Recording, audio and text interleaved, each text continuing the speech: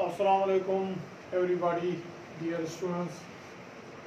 अॼोकी टॉपिक असांजी आहे जंहिंखे असां स्टडी कंदासीं aluminium and it's metallurgy. Aluminium being a reactive metal does not occur free form in nature. It forms 7.3% of Earth's crust. It is third abundant element after oxygen and silicon. Aluminum occurs in the following ores, because I have told you that aluminum is a reactive element, therefore it does not occur free in nature. It occurs in the form of different compounds or mineral ores. हाणे ores of aluminium कहिड़ी कहिड़ियूं? पहिरीं ओर आहे silicate ओर, जंहिंमें silicon dioxide या silicate हूंदियूं। कायोलिन उनजी कंपोजिशन ही आहे Al2O3 2SiO2 2H2। Potash feldspar, potash feldspar में potassium oxide, aluminium oxide 6 silicates है। Potash mica, potassium oxide, aluminium oxide, silicon dioxide, water. उनखां अलावा फ्लोराइड ओर जंहिंमें फ्लोरीन मौजूदु हूंदो, क्रायोलाइट आहे। आयूपेक नालो हिन जो थींदो सोडियम हेक्साफ्लोरो एल्यूमिनेट 3। सोडियम हेक्साफ्लोरो एल्यूमिनेट 3 आयूपेक नालो हिन जो थींदो। अच्छा, सल्फेट ओर्स जंहिंमें सल्फेट मौजूदु हूंदो रेडिकल। एलुनाइट आहे, potassium sulphate, aluminium sulphate and aluminium hydroxide, इहो बि इनमें एडिशन में मौजूदु हूंदो। ऑक्साइड ओर्स कहिड़ियूं? जंहिंमें ऑक्सीजन हूंदो। बॉक्साइट आहे, कैप्साइट आहे, डायस्पोर आहे, कोरोंडियम आहे। हाणे डियर स्टूडेंट्स, हिननि ओर्स जा नाला ऐं कंपोजिशन तव्हां यादि करे छॾिजो। इहो इन जे करे त तव्हांखे MCQ ॾेई सघे थो त which of the followings are the ores of aluminium. पोइ में मुख़्तलिफ़ ॿियनि धातुनि जी ओर्स ॾेई करे, सपोज कयो तव्हांखे एल्यूनाइट ॾेई सघे थो, या डायस्पोर ॾेई सघे थो, या कोरंडम ॾेई सघे थो, कोरंडम त, या तव्हांखे कायोलिन जो पुछी सघे थो, पोटाश मिका जो पुछी सघे थो। त these are the ores of aluminium. ऐं न फ़क़्तु इन्हनि जा नाला यादि कयो, पर इन्हनि जी कंपोजिशन बि तव्हांखे हुजे। थी सघे थो नाला न ॾे ऐं कंपोजिशन में ख़ैर एल्यूमिनियम ज़ाहिर हूंदो, कि नाला यकीनन तव्हांखे यादि हुजनि। इन्हनि जी कंपोजिशन बि बहितर आहे, यादि ई करे छॾियो। हाणे असांजे सिलेबस ते जेका मेटलर्जी ऑफ ऑक्साइड एल्यूमिनियम आहे, उहा ऑक्साइड ओर मां आहे।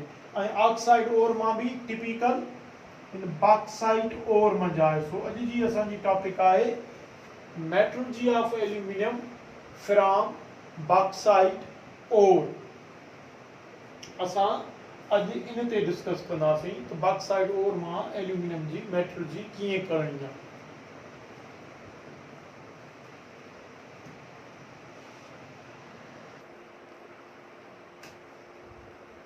Dear students, metallurgy of aluminium from bauxite ore जेका आहे उहा 3 मरहलनि ते मुश्तमिल आहे।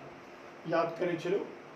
तव्हांखे मां प्रीवियस लेक्चर 3rd चैप्टर में बि सम्झाए चुको आहियां। मेटलर्जी जो इहो मक़सदु आहे, this is the science in which we obtain purified metals from their impure mineral ores. So the science of getting the pure metals from their impure mineral ores is called metallurgy. Metallurgy 3 मरहल में थींदी आहे, या there are 3 types of metallurgy, 3 steps of metallurgy are involved. पहिरीं आहे physical metallurgy. अच्छा, physical metallurgy में असां ओर खे ग्राइंड कंदा आहियूं, क्रश कंदा आहियूं, कंसंट्रेट कंदा आहियूं, ऐं इन जो ज़िक्र असांजे किताब में किथे बि कोन्हे, लिहाज़ा फिजिकल मेटलर्जी असां हिते फोकस बि न कंदासीं। पोइ आहे एक्सट्रैक्टिव मेटलर्जी, ऐं आख़िरी मरहलो आहे रिफाइनिंग ऑफ रिड्यूस्ड मेटल। हिते खणी एल्यूमिनियम आहे। हाणे असांखे शुरूआति हितां करणी आहे, छाकाणि त फिजिकल मेटलर्जी असांजे सिलेबस में उनजो को बि ज़िक्र कोन्हे। असां एल्यूमिनियम जी एक्सट्रैक्टिव मेटलर्जी खां शुरू कयूं। एक्सट्रैक्शन ऑफ मेटल या एक्सट्रैक्टिव मेटलर्जी ऑफ एल्यूमिनियम जेका है हिते असां कयूंसि एक्सट्रैक्टिव मेटलर्जी ऑफ एल्यूमिनियम उहा हिननि मरहलनि ते मुश्तमिल आहे ॿिनि मरहलनि ते हीअ एक्सट्रैक्टिव मेटलर्जी ऑफ एल्यूमिनियम मुश्तमिल आहे हिकिड़ो extraction of aluminium from bauxite इन में असां छा कंदासीं एल्यूमिनियम खे एक्सट्रैक्ट कंदासीं बॉक्साइट मंझां टू गेट प्योर एल्यूमिना जीअं असांखे एल्यूमिना हासिल थी सघे उन खां बाद में जॾहिं असां एल्यूमिना हासिल कंदासीं त पोइ इन एक्सट्रैक्टिव मेटलर्जी में सेकंड मरहलो जेको आहे उहो मोल्टन एल्यूमिना जी इलेक्ट्रोलाइसिस करे उन मां रिड्यूस्ड एल्यूमिनियम हासिल कंदासीं छाकाणि त एल्यूमिनियम रिड्यूस जेसि ताईं न थींदो ऐं तव्हांखे ख़बर आहे त जेके हाईली रिएक्टिव नेचर जा मेटल्स आहिनि उन्हनि खे असां इलेक्ट्रोलाइटिक रिडक्शन में ही रिड्यूस कंदा आहियूं त जॾहिं ही एल्यूमिनियम रिड्यूस कंदासीं हाणे इन रिड्यूस्ड एल्यूमिनियम जी हिते रिफाइनिंग कंदासीं तॾहिं वञी ईंदी मेटलर्जी कंप्लीट थींदी अच्छा हाणे यादि करे छॾियो त जेकॾहिं असां एक्सट्रैक्टिव मेटलर्जी में एक्सट्रैक्शन ऑफ एल्यूमिनियम ते गौर कयूं त यादि करे छॾियो हिन में अञा भी इनके असां डियर स्टूडेंट्स ही चई सघूं था त एक्सट्रैक्टिव मेटलर्जी में दिस इज दी हालो तव्हां एक्सट्रैक्शन भी चई सघूं था असां को मसलो न आहे अच्छा एक्सट्रैक्टिव मेटलर्जी में सब खां पहिरियों असां extraction of aluminium from bauxite कंदासीं हाणे बॉक्साइट ओर आहे उन वजां एल्यूमिनियम के एक्सट्रैक्ट कयूं रिड्यूस करे हासिल कयूं पर पहिरियां बॉक्साइट ओर जी प्यूरिफिकेशन थींदी एल्यूमिना में conversion of bauxite into alumina हाणे एक्सट्रैक्टिव मेटलर्जी में एक्सट्रैक्शन ऑफ एल्यूमिनियम असां कीअं कंदासीं हिन ॿिनि मरहलनि में कंदासीं हिकु ही बॉक्साइट के एल्यूमिना में कन्वर्ट कंदासीं पोइ electrolysis of molten alumina to get reduced aluminium में कंदासीं हाणे extraction of aluminium from bauxite पहिरियां बॉक्साइट मां असां उनखे कीअं एक्सट्रैक्ट कयूं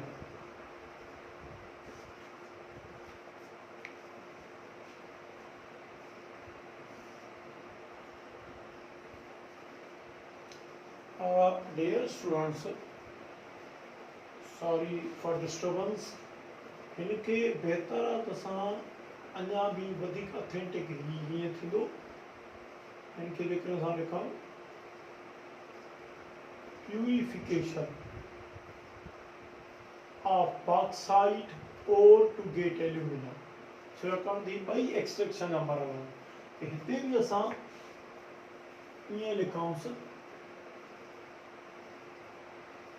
purification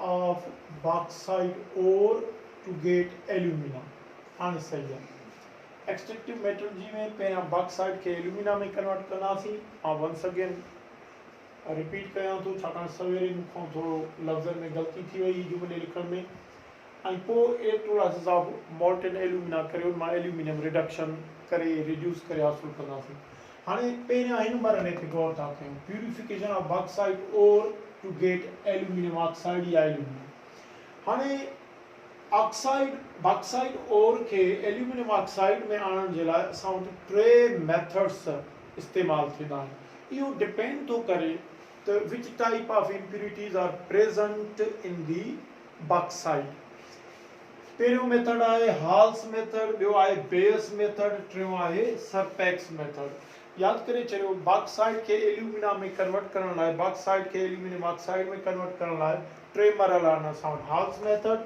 Bayes method Serpeck's method ये मेथड इन बुनियाद ते इस्तेमाल कबा आहिनि त which type of impurities are present in the bauxite halls method में जेके इम्प्यूरिटीज़ हूंदियूं हाणे जेके तव्हांखे यादि करण जूं ॻाल्हियूं हॉल्स मेथड तॾहिं अप्लाई कंदासीं जॾहिं बॉक्साइट में इम्प्यूरिटीज़ हूंदियूं रस्ट यानी कि लोह जो ज़ंग जेको आहे कट ऐं सिलिकॉन डाइऑक्साइड सिलिका या सेंड वारी ऐं लोह जो ज़ंग जंहिं बॉक्साइट में हूंदो उनखे हॉल्स मेथड ते प्यूरिफाई कंदासीं पर जंहिं बॉक्साइट में लोह जो ज़ंग हूंदो उनखे बेयस मेथड ते प्यूरिफाई कंदासीं ऐं जंहिं बॉक्साइट में impurities silicon dioxide sand silica जी इम्प्यूरिटीज़ हूंदियूं उनके सरपैक्स मेथड ते असां प्यूरिफाई कंदासीं।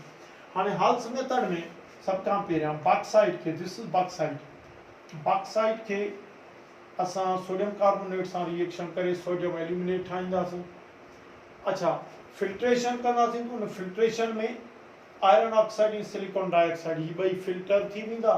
सोडियम एल्यूमिनेट असांजो लिक्विड फॉर्म में हूंदो, इनके अलॻि करे इनके वाटर ऐं CO2 सां रिएक्ट कराईंदासीं त एल्यूमिनियम हाइड्रोक्साइड जी PPT प्रोड्यूस थींदी प्लस सोडियम कार्बोनेट। अच्छा, हिन जो फ़ाइदो इहो आहे त असां जेको रॉ मटीरियल पहिरें मेथड में इस्तेमालु कयो सोडियम कार्बोनेट बॉक्साइट सां रिएक्ट करण लाइ, उहो असांखे हितां रीगेन थियो। ठीकु आहे, हिते ॾिसो सोडियम कार्बोनेट असांखे खपियो, असां सोडियम कार्बोनेट बॉक्साइट सां रिएक्शन करायो, उहो थिए सोडियम कार्बोनेट असांखे वरी हासिलु थियो। अच्छा, उन खां पोइ इन सोडियम इन PPT खे असां ड्राई करे हीट कंदासीं, इन मां असांखे एल्यूमिना मिलंदो। ही आहे एल्यूमिनियम ऑक्साइड, या जंहिंखे असां सिंपली एल्यूमिना चवंदासीं। अहिड़े नमूने सां बॉक्साइट खे एल्यूमिना में आंदो। अच्छा, पर इम्प्यूरिटीज़ जंहिंमें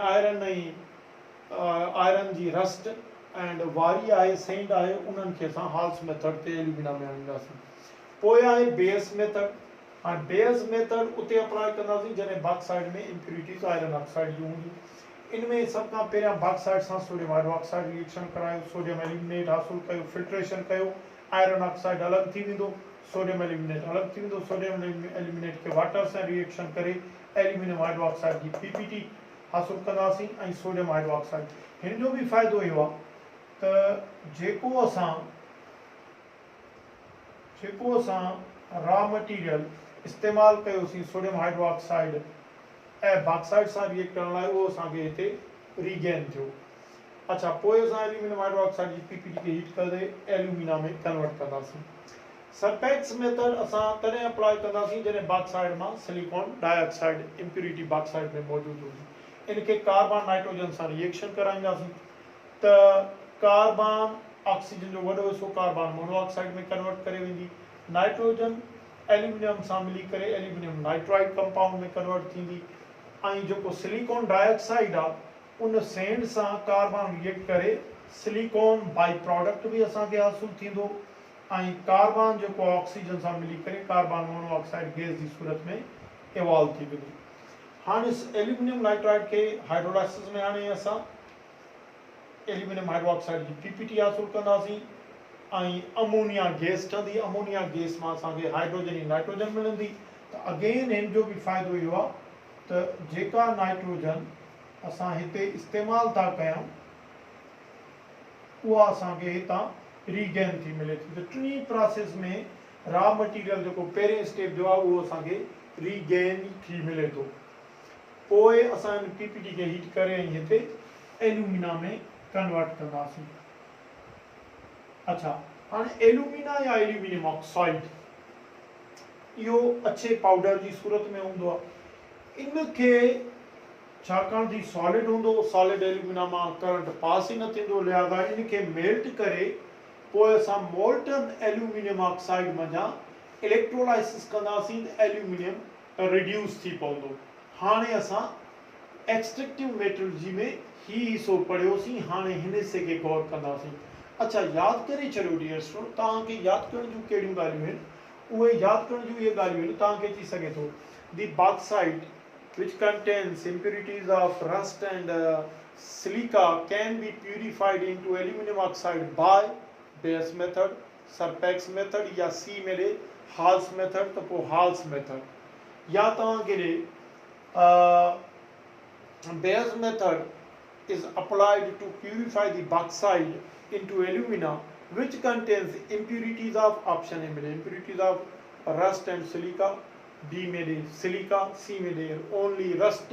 तो चीफ इम्प्यूरिटी जंहिंमें ओनली रस्ट हूंदी, चीफ इम्प्यूरिटी रस्ट हूंदी आयरन जी, उनखे असां उते बेस मेथड यूज़ कंदासीं या बेस मेथड उते इस्तेमालु थींदो जिते ही इम्प्यूरिटी हूंदी। ओके, इहे तव्हांखे ॻाल्हियूं MCQs मां पुछंदो, इहे तव्हां पंहिंजे ज़हन में फीडअप कयो। हाणे असां हिते गौर कंदासीं।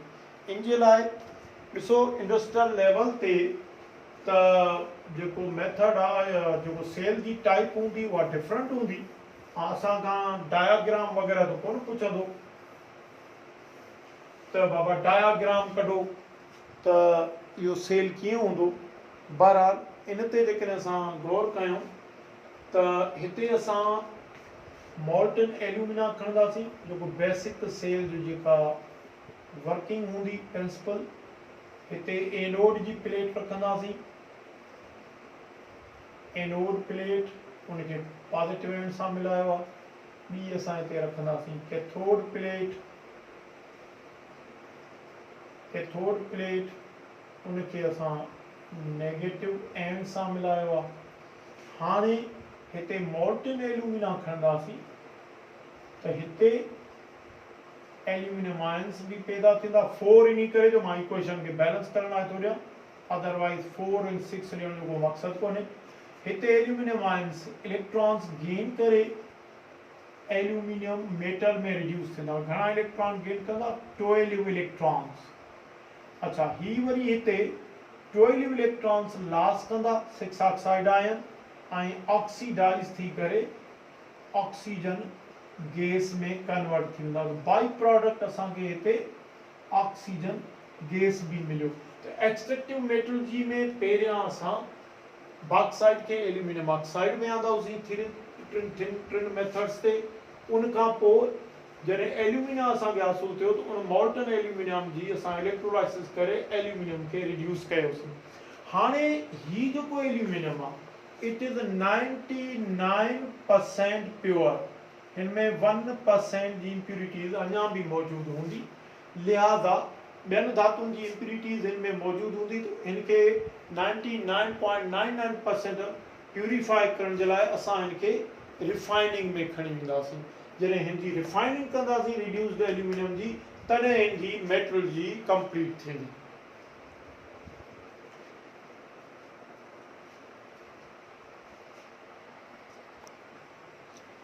अच्छा डियर स्टूडेंट, हलंदे हलंदे ही शइ तव्हां नोट करे छॾियो, ही तव्हांजे लाइ MCQs भी थी सघे थो।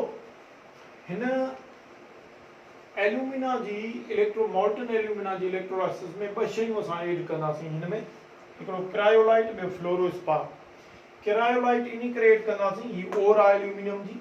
हिन जे एड करण सां ही एड इन करे थींदी जीअं असां मॉल्टन एल्यूमिना जी मेल्टिंग पॉइंट खे घटाए सघूं। छाकाणि त एल्यूमिनियम ऑक्साइड जी मेल्टिंग पॉइंट तमामु हाई आहे, इहो प्रोसेस खे फिज़िबल न बणाईंदी। उनजे करे क्रायोलाइट जी एड करण सां उनजी मेल्टिंग पॉइंट किरंदी। जेकॾहिं तव्हांखे MCQs में ॾे in the electrolysis of alumina या aluminium oxide, cryolite is added to correct option थींदो decrease the melting point of alumina. Fluorspar इन करे एड कंदा आहियूं, it is added to increase the fluidity of molten mass. ही जेको aluminium oxide जो molten mass असां सेल में मोकिलियूं था उनजी फिलिडिटी खे फ्लोरोस्पार वधाईंदो। त ही ॿई शयूं तव्हां नोट करे छॾियो, ही ॿई शयूं MCQs थी सघनि थियूं।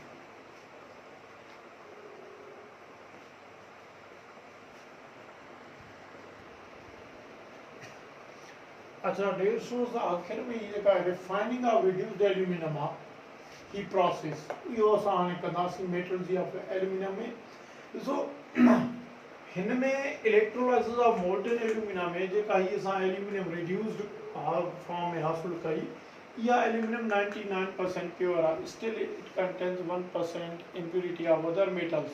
लिहाजा इनखे 99.99% प्यूरिफाई करण लाइ असां इनखे रिफाइनिंग में आणींदासीं। यादि करे छॾियो त रिफाइनिंग जो मक़सदु ई आहे प्यूरिफिकेशन। हाणे जेका रिफाइनिंग ऑफ एल्यूमिनियम थींदी उहा थींदी रिफाइनिंग ऑफ रिड्यूस्ड एल्यूमिनियम। ही रिड्यूस्ड एल्यूमिनियम 99% प्योर आहे बाय हूप्स इलेक्ट्रोलाइटिक मेथड। हाणे हूप्स इलेक्ट्रोलाइटिक मेथड में जेको इलेक्ट्रोलाइटिक सेल आहे उनजी कंस्ट्रक्शन कुझु अहिड़े नमूने हूंदी। उनमें 3 फ्यूज लेयर्स हूंदा। अपर लेयर जेको हूंदो प्योर एल्यूमिनियम जो हूंदो ऐं इहो नेगेटिव एंड सां कनेक्टेड हूंदो, जंहिंजे करे इन लेयर जो कमु आहे छा सर्व करणु, it serves as cathode. Middle layer में क्रायोलाइट प्लस बेरियम फ्लोराइड हूंदा। अच्छा, इहो मीडियम जो कमु कंदो। ऐं लोअर लेयर जेको आहे इहो एल्यूमिनियम कॉपर सिलिकॉन जी एलॉय हूंदी। अच्छा, इनखे बैटरी या बिजली जे पॉजिटिव टर्मिनल सां मिलाईंदासीं, लिहाज़ा इहो इट सर्व्स एज एनोड। हाणे सभ खां पहिरियां छा थींदो त मिडिल लेयर मां एल्यूमिनियम आयन्स माइग्रेट कंदा अपर लेयर ॾे where they are reduce. Equal number of aluminum ions from lower layer migrate towards the middle layer। अहिड़े नमूने हिते त एल्यूमिनियम आयन्स जो तादाद फिक्स रहंदो, कांस्टेंट रहंदो। हाणे लोअर लेयर खां एल्यूमिनियम वाया मिडिल लेयर जे अपर लेयर ते मूव कंदा ऐं नतीजे में हिते रिड्यूस थींदा रहंदा, लीव बिहाइंड द इम्प्यूरिटीज़। अहिड़े नमूने सां ही रिफाइंड थी वेंदो 99%, 99.99% प्योर। हाणे जेकॾहिं प्रोसेस खे ॾिसूं त पोइ एट एनोड, सभ खां पहिरियां एनोड ते छा थो थिए, एल्यूमिनियम ऑक्सीडाइज़ थिए थो। एट कैथोड छा थो थिए,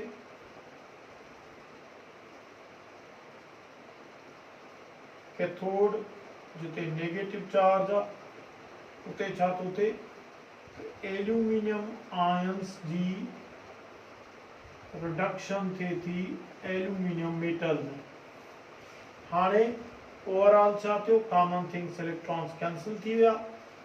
बाक़ी ओवरऑल इहो थियो त एल्यूमिनियम मंझां एल्यूमिनियम आयन्स के सां इलेक्ट्रॉन्स वठी ॾिना, एल्यूमिनियम आयन्स भी पैदा थिया, प्लस में एल्यूमिनियम रिड्यूस भी थियो। This aluminium becomes 99.9% pure. जेकॾहिं मथे लिखूं तो दिस एल्यूमिनियम जेको आहे 99.9% प्योर। 100% त नथा लिखी सघूं, छाकाणि त रेंडम मिरर जी 1% त असांखे ॾेखारणी आहे, तंहिंजे करे दिस इज़ 99.9% प्योर। अहिड़े नमूने ही रिड्यूस्ड एल्यूमिनियम असां रिफाइन कयो बाय हुड्स इलेक्ट्रोलाइटिक मेथड ते। ही मेटलर्जी ऑफ एल्यूमिनियम हुई।